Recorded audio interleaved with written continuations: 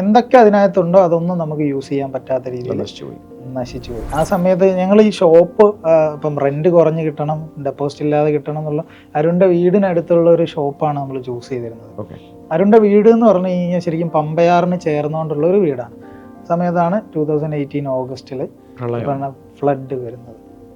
അപ്പം എന്ത് സംഭവിച്ചു എന്ന് വെച്ച് കഴിഞ്ഞാൽ ഞങ്ങൾ ഈ പറഞ്ഞ ഒരു പ്രൊജക്റ്റിൽ നിന്നും ചെറുതായിട്ടുള്ളതൊക്കെ നമ്മൾ പല ടൂൾസായിട്ടും ചെറിയ സ്റ്റോക്കായിട്ടും ഒക്കെ നമ്മൾ കീപ്പ് ചെയ്തായിരുന്നു. നമ്മൾ ഒരിക്കലും പ്രതീക്ഷിക്കാത്തൊരു ഇൻസിഡൻ്റ് അവിടെ വന്നു. ഇതെല്ലാം പ്രളയത്തിൽ എഫക്റ്റഡ് ആയി. വെള്ളം കംപ്ലീറ്റ്ലി എന്ന് പറഞ്ഞു കഴിഞ്ഞാൽ റൂഫ് ടോപ്പ് ടച്ച് ചെയ്യുക, മീൻസ് ആ ഫ്ലോർ മൊത്തം ടച്ച് ചെയ്യുന്ന രീതിയിൽ വെള്ളം വന്നു. എന്തൊക്കെ അതിനകത്തുണ്ടോ അതൊന്നും നമുക്ക് യൂസ് ചെയ്യാൻ പറ്റാത്ത രീതിയിൽ നശിച്ചു പോയി. പിന്നെ ഞാൻ ഈ പറഞ്ഞ പോലെ ബിസിനസ് എന്താണെന്നൊന്നും അറിയില്ല, ഇൻഷുറൻസ് എടുക്കണമെന്നോ അങ്ങനെയുള്ള ഒരു ധാരണയും നമുക്കില്ല.